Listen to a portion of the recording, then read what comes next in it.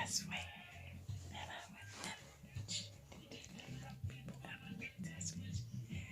Greetings, Hotep Akwaba. Bless up. And welcome back to the recovery zone and the recovery room of Racism Non-Anonymous, where we understand that racism is because racism is not a secret in the lives of African descendants. Okay. I am Sis Abena Africa, the recovering African who is culturally enslaved here in America. And I am a representative from the voices and the margins, true to the cause of African liberation via unification and utilizing the tool of healthy and effective communications. I am a traumatized traumatologist, trauma queen, and queen of trauma. And that is understanding trauma and traumatic stress, what it is and how it has and continues to work in the lives of African descendants.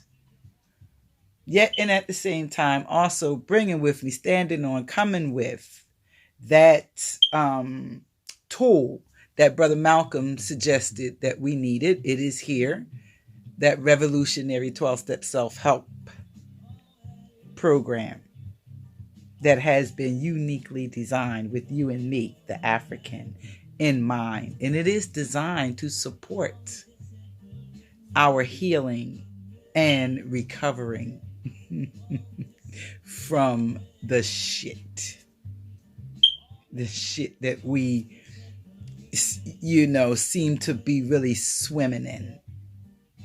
Stress of the human intentional type. So, I have said that I work in the arena and in the field of mental, emotional, behavioral health. And one thing I'm thinking tonight is I've entitled these videos, and when I begin to come back on the YouTube platform, I came with a message of, getting into Umars shit. Stress, human, intentional type. And the shit that I see him slinging, certainly, down here in the hood, in the ghettos, down here coming from where I'm from and where we from, folks surviving in poverty. And as I listen to him on some of his most recent, stuff, it reminds me of something when he started talking about the shit flies. So what is happening for me, just so you know, it's like there's many pieces.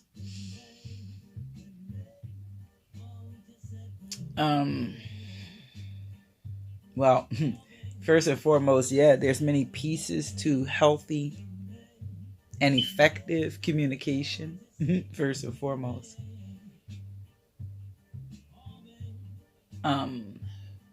And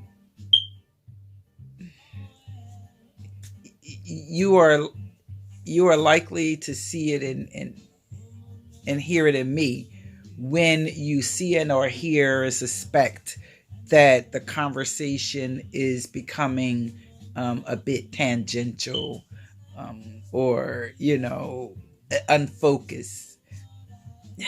That's a sign of, it's like, what can I say?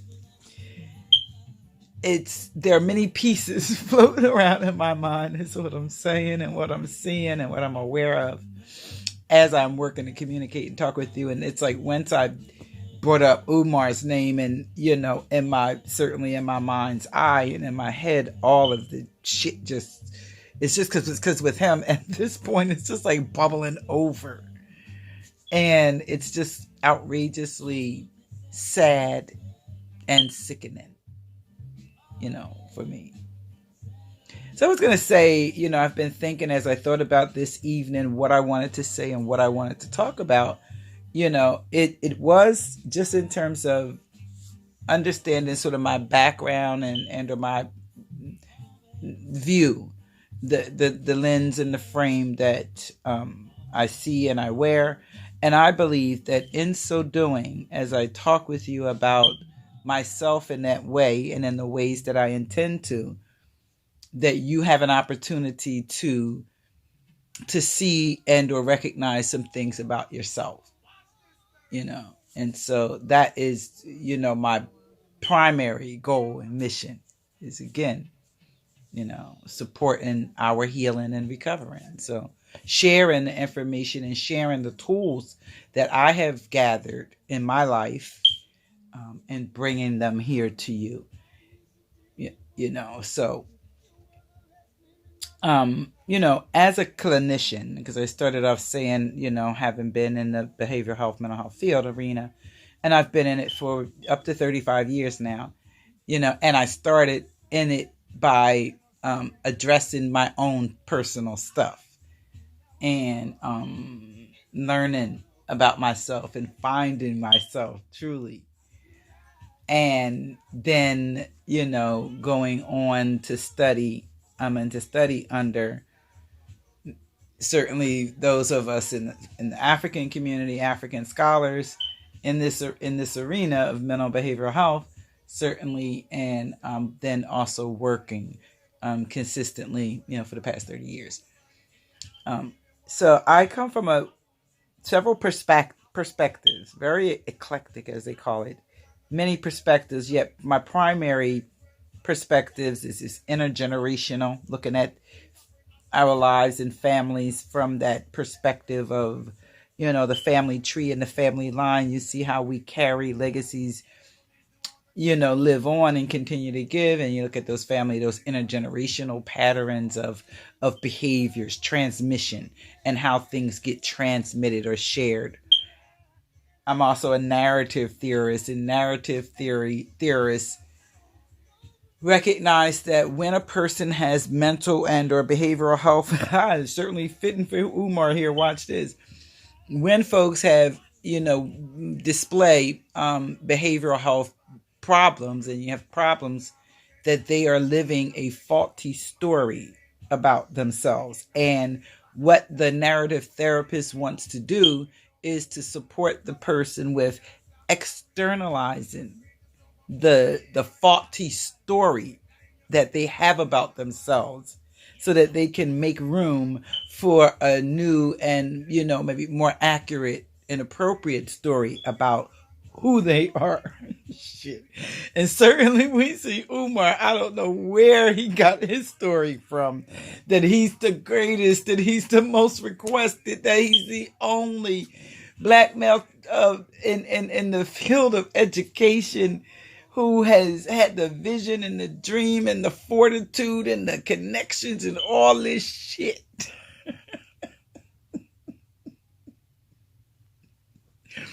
If that is not a faulty story about the soul, then, we might want to look at some other aspects and see what's going on with your head. If you're having a difficult time with seeing that, right?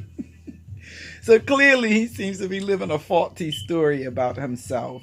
And again, that is what a narrative theorist does. And it's interesting and highly appropriate that narrative theory, such that it is, and how we use it in our, thinking and supporting folks with making the changes in their lives that they come to make.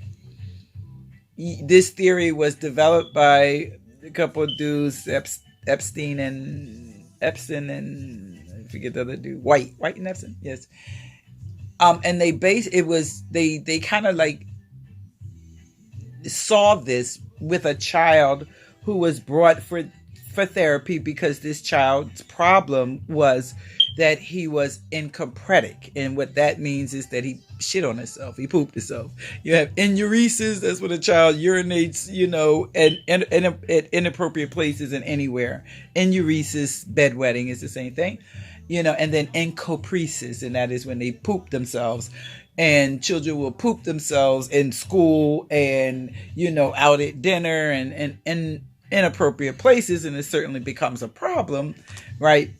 So the parents brought this child who's this stinky poo, as the therapist calls it, and in narrative theory, what you want to do is sort of work to separate the person from the problem. So the problem is the stinky poo that the child is producing.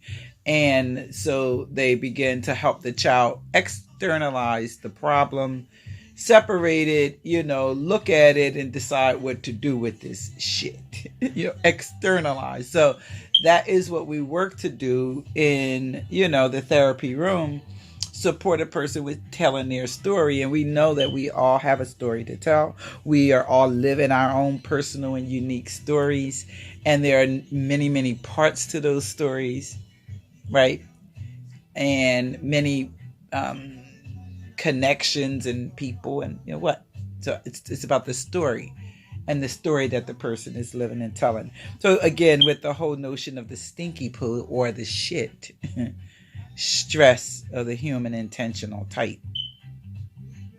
Those are part of our memories that we have when we think about our life story, how, maybe we have been abused in this way or that way. We have been mistreated in this way or that way. And, or we had this awesome experience that just where things worked out just as we wanted and planned. And, it was pretty glorious event and it was good.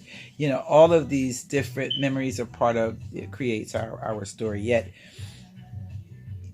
narrative.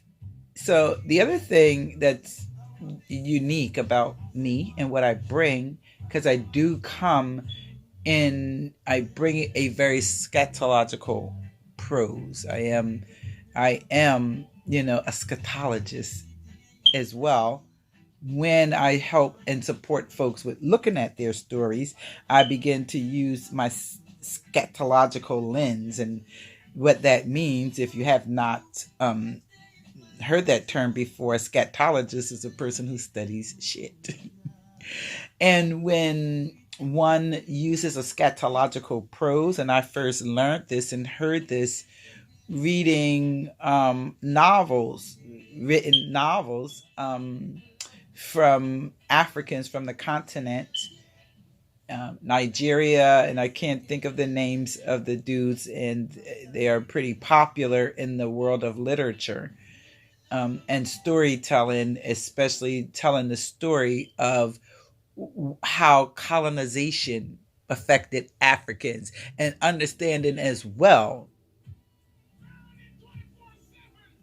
that colonization was also a process of dumping a whole lot of shit.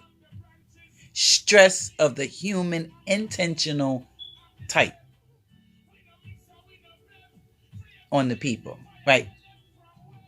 And, so I also recognize, and I'm just going to put this out, what I'm talking about and what I'm bringing is for Africans wherever we are all. And what I do recognize and I say about us at this point, we are all full of shit. We're all full of shit. Yet, and at the same time, when I started this podcast and we're looking at Umars shit, getting into his shit, because it's a shit all over the place.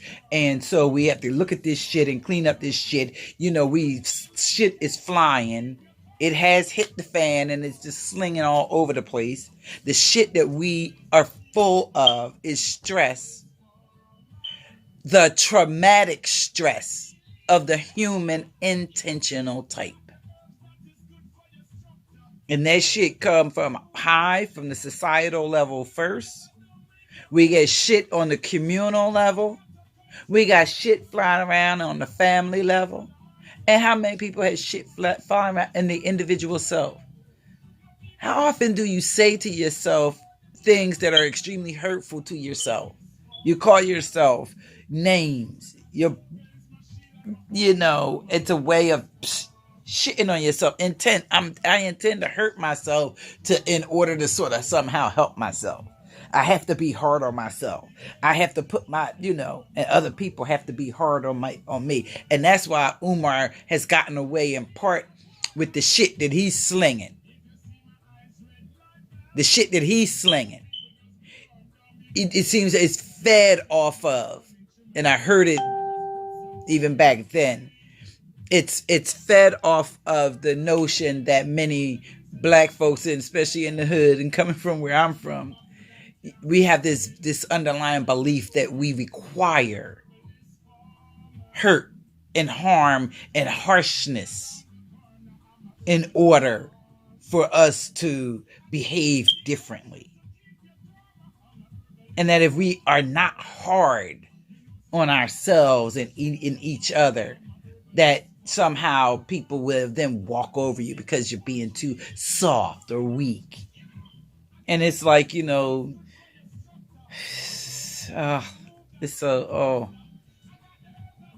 sad. I'm gonna get ready to stop with this right now. You tell me what you think about that. I said I'm always coming with a meeting here in the recovery room. Races are not anonymous. So, that's just some things I had on my mind that I wanted to talk about and I wanted to share as, I begin to wind down from this work week on the plantation and wanting to connect with you folks, those of you who have subscribed, who may be interested in hearing more what I have to say. So I appreciate that. And let me know what you think. Leave a comment, like the video, subscribe and share and all that good stuff. That helps me know that it makes a difference. And maybe I'm probably going to have to learn how to not concern myself with that because experience has taught me so. So we will leave that where that's at for now. And until next time, thanks for listening to me shit.